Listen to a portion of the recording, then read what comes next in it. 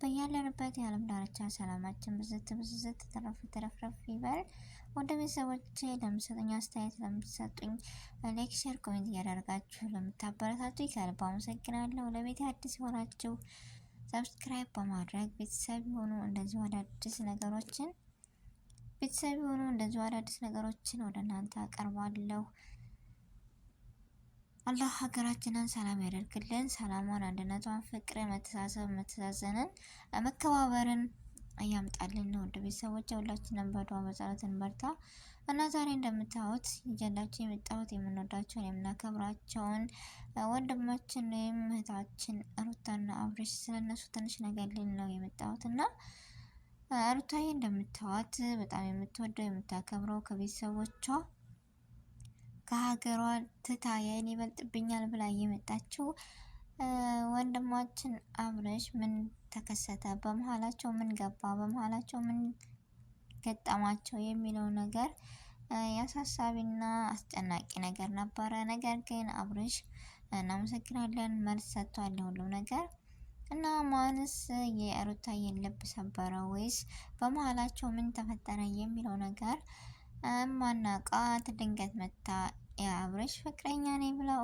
የምትለውን እህታችንን ምን እንበላት እና ሩታዬ ልቧ በጣም ተሰብሯል። በዚሁ አጋጣሚ ነገራቶችን ለሚመጡብን ነገሮች ማሰብ እና ጠንካራ መሆን መቻል አለብን። ከመግባታችን በፊት ይህ ነገር ቢከሰትሳ ብለን ማሰብ መቻል አለብን።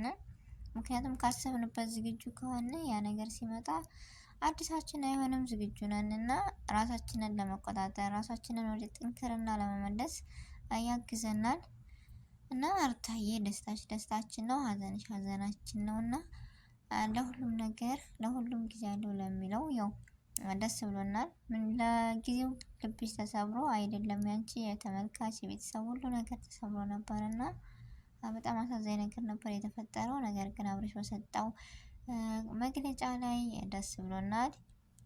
ደስታሽ ደስታችን ነው በዚሁ አጋጣሚ ያው ነገር ግን የሴት ልጅ ልብ ሁለት ጊዜ ተደጋገመባት። ለምንድን ነው ማለት ባለፈውም እንደዚሁ የሆነ ነገሮችን አልፏል። ዛሬም ባልጠበቀችው ባላሰበችው ነገር ኤፍሬም የዋህነት ሊሆን ይችላል አላውቅም፣ ብቻ ይሆናል ብሎ ባላሰበው ነገር ፕራንክ ነው ወይስ አይደለም ማለት እኔ ራሱ በጣም ተወዛግቤ ነበር። ማለቴ በቃ ያኔ አይሆንም የሚል ነገር ነበረ። ነገር ግን ሩታ እንደዛ ሆና ሳያት ነገር ትክክል ነው የሚል ነገር ነበረብኝና የእውነትም ሆኖ እንደምታው በቪዲዮ ላይ በምስሉ ላይ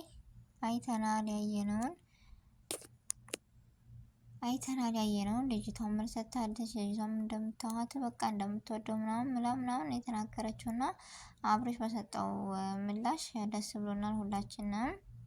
ምክንያቱም ተገቢያዊ ምላሽ ነውና ይችም ልጅ የሚወድሽን የሚያከብርሽን አላህ ይወፍቅሽ ብያለሁ። በዚሁ አጋጣሚ ምንም ማድረግ አይቻልም እና ምክንያቱም አንቺ መተሽ አጓጉል ቦታ በቃ የማይሆን ቦታ ነው የወደቅሽው እና ምንም ማድረግ አይቻልም። ሰው የሚወደውን የሚያከብረውን ሲያገኝ ደስ ይላልና አላንቺም ጥሩውንና ከሱ የሚበልጠውን ይወፍቅሽ። የእነሱም የራሳቸው ህይወት አለ። ወደ እነሱ ስለተመለሱ በጣም ደስ ብሎናል እኛም እና ነገራቶችን ቆም ብለን ማሰብ መቻል አለብን ሴቶች።